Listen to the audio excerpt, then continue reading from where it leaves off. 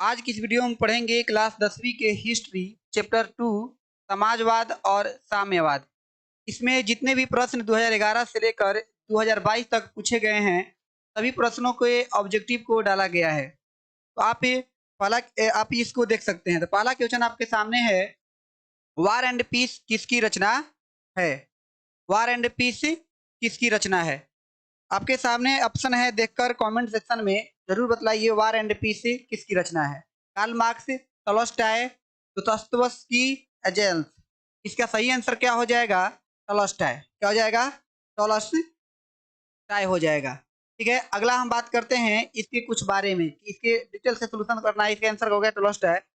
देखिए, war and piece क्या है? एक उपन्यास है जिसे टॉलस्टॉय ने 1863 ईस्वी से 1869 ईस्वी के बीच लिखा था। इसके प्रकाशन की शुरुआत 1865 से हुई थी। तो पहला प्रश्न तो आपको यहाँ से बन गया कि वार एंड पीस क्या है? तो एक उपन्यास है जिसे किसने लिखा था? तो टॉलस्टॉय ने लिखा था। कब लिखा था? 1863 से 1869 के बीच लिखा था और इसकी प्रकाशन की शुरुआत 1865 से हुआ था। अब बात करते हैं कि वार एंड पीस एक विशाल रचना है और विश्व साहित्य की महानतम रचनाओं में इसकी गणना होती है। अगला प्रश्न पर ध्यान देते हैं। अगला प्रश्न है, लाल सेना का गठन किसने किया था?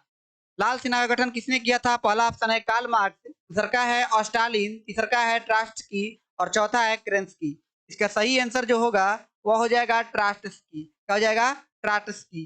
ठीक है, ट्रास्टस्की कौन थे इसके बारे में हम लोग को जानना है। ट्रास्टस्की का जन्म 7 नवंबर 1879 यूक्रेन में हुआ था। यह एक मार्क्सवादी विचारधारा के थे। उन्होंने लाल सेना की गठन 28 जनवरी 1918 ईस्वी को किया था। आप याद रखिएगा कि लाल सेना का गठन कब हुआ था? तो 28 जनवरी 1918 ईस्वी को। लाल सेना गठन कब हुआ था?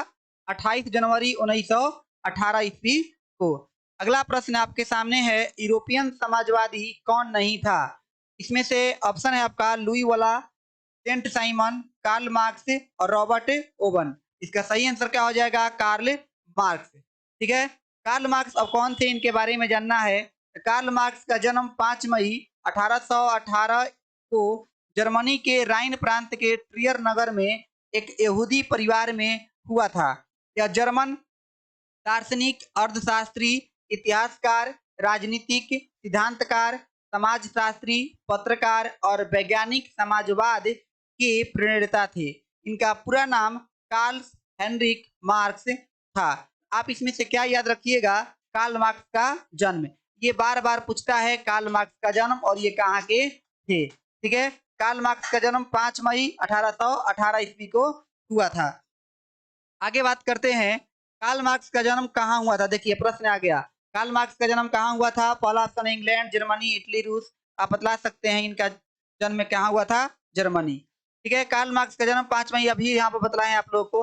अगला प्रश्न है, दास कैपिटल किसकी रचना है? कार्ल मार्क्स का या लेनिन का या बिस्मार्क का या फिर गांधी का? कार्ल मार्क्स का। दास कैपिटल किसका है? तो कार्ल मार्क्स का। तो यहाँ पे याद रखिए, दास कैपिटल क्या है? तो एक पुस्तक है। दास कैपिटल एक पुस्तक है जिसकी रचना कार्ल मार्क्स ने 1867 ईस्वी में की थी। इसमें पूंजी एवं पूंजीवाद का विश्लेषण है तथा मजदूर वर्ग को शोषण से मुक्त कराने के उपाय बताए गए हैं। तो ये याद रखिए, दास कैपिटल क्या है? दास कैपिटल एक पुस्तक है जिसकी रचना किसने किया था? तो कार्ल मार्क्स ने 1867 ईस्वी में किया था। ठीक है,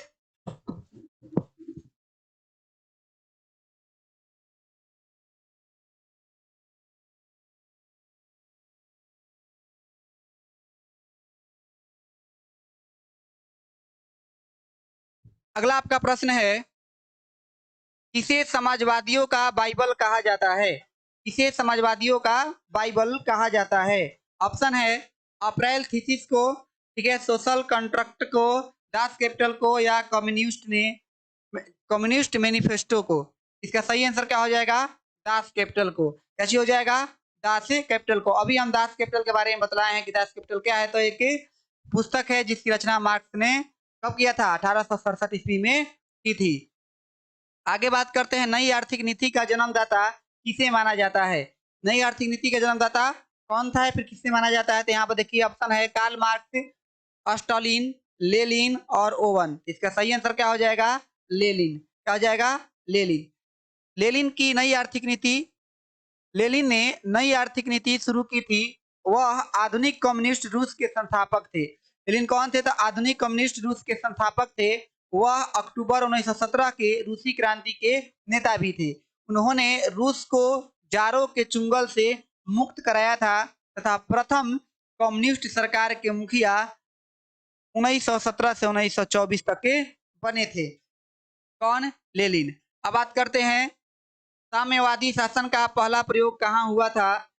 ऑप्शन है रूस, जापान, चीन, क्यूबा। तो क्या आंसर होगा इसका सही? इसका आंसर हो जाएगा रूस।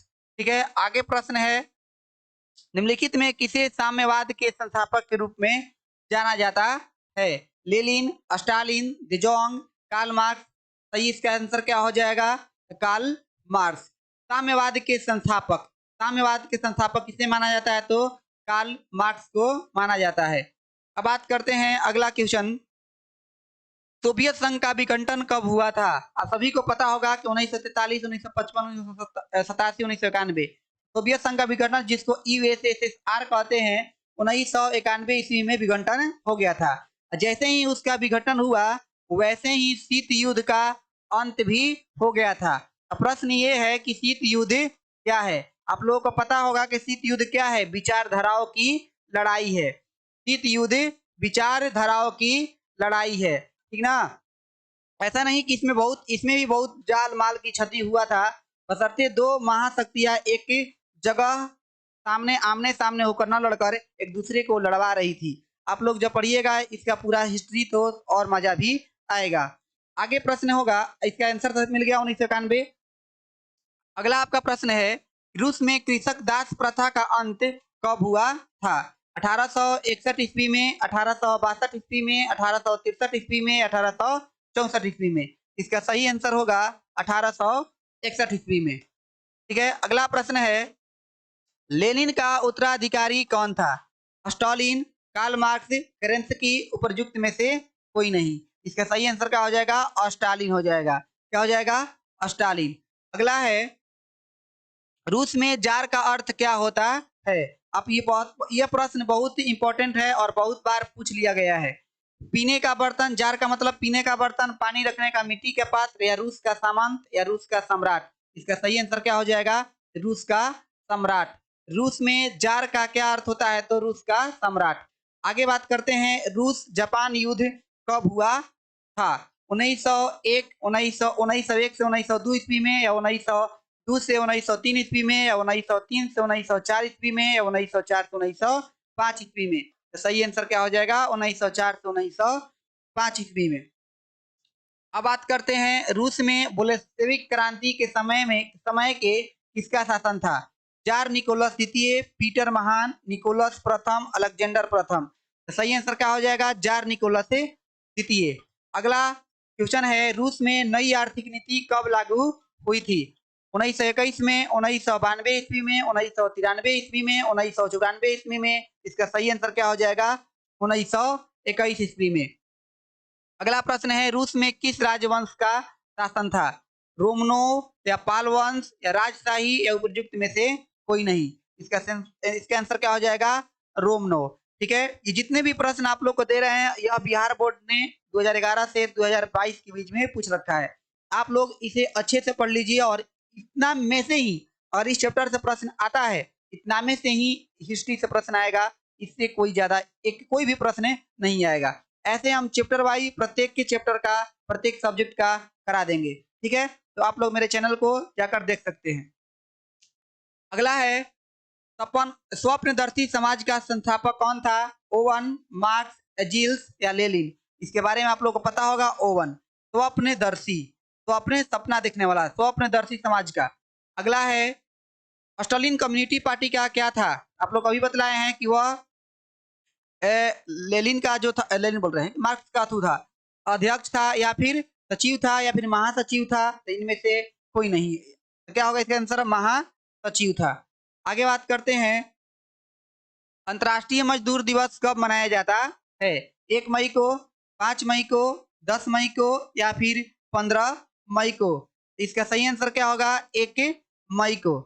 ठीक है, आगे बात करते हैं। दुनिया का मजदूर एक हो किसने कहा था? Karl Marx, Lenin, Stalin, Leo Tolstoy. रख दो निया पूरा कहीं से। इसका सही आंसर क्या हो जाएगा? Karl Marx. अब बात करते हैं, इंग्लैंड में समाजवाद का जनक किसे माना जाता है? रॉबर्ट ओवन को, सेंट साइमन को, कार्ल मार्क्स को या चार्ल्स फूरिये को? इसका सही आंसर क्या हो जाएगा? रॉबर्ट ओवन को। ठीक है, इस प्रकार से हम लोगों ने अध्याय 2 का जितने भी इंपॉर्टेंट प्रश्न थे और जितने भी बिहार सरकार ने अभी तक पूछा है, ठीक है, और जितने भी 2023 के एग्जाम में आने वाले हैं, ठीक है, वह सभी हम लोग कर लिए हैं। तो आप लोग ध्यान से एक बार नहीं, 2 बार नहीं, या फिर कॉपी पर नोट कर लीजिए और ये सभी प्रश्न आप इतना पढ़ लीजिए केवल, और आपका अच्छा नंबर आएगा। ठीक है, इस चैप्टर से तो कोई भी प्रश्न मिस नहीं होगा आप लोगों से। ठीक है, तो आज के वीडियो में केवल इतना ही। ठीक है, थैंक यू।